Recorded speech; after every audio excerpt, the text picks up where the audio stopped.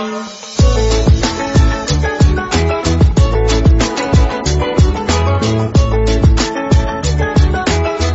The lord. ప్రభు అయిన యేసుక్రీస్తు వారు ఈరోజు మనకు అందిస్తున్నటువంటి వాగ్దానం మత్తయి సువార్త 3వ అధ్యాయం 7వ వచనం. మారు మనసుకు తగిన ఫలం ఫలించుడి. బాప్తిస్మం ఇచ్చే యోహాను ఆ కాలంలో యూదయ దేశంలోని ఎడారిలో ఉపదేశిస్తూ ఉండేవాడు. అతడు దేవుని రాజ్యం సమీపంలో ఉంది కనుక మరు మనసు పొందండి అని ఉపదేశించాడు. ఇతని గురించి దేవుడు యెషయా ప్రవక్త ద్వారా ఈ విధంగా చెప్పాడు. ప్రభువు మార్గాన్ని సిద్ధం చేయమని, తిన్నని మార్గాన్ని వేయమని ఎడారిలో ఒక గొంతు ఎలుగెత్తి పలికింది. యెషయా 40వ అధ్యాయం 3వ వచనం.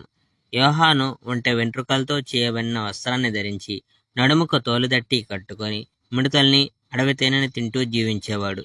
యెరూషలేము నుండి, యూదయ దేశము నుండి, యోర్దాను నది ప్రాంతానంతటి నుండి ప్రజలు అతని దగ్గరకు వెళ్ళి తాము చేసిన పాపాలని ఒప్పుకునేవాళ్ళు.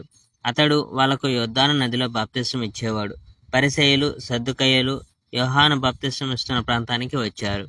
అతడు వాళ్ళని చూసి, మీరు సర్ప సంతానం, దేవుని కోపం నుండి తప్పించుకొనుటకు మిమ్మల్ని ఎవరు హెచ్చరించారు? మీరు మారు మనసు పొందినట్లుగా మీ ప్రవర్తన మార్చుకోండి. అబ్రహాము మా తండ్రి అని మీలో మీరు గర్వించకండి.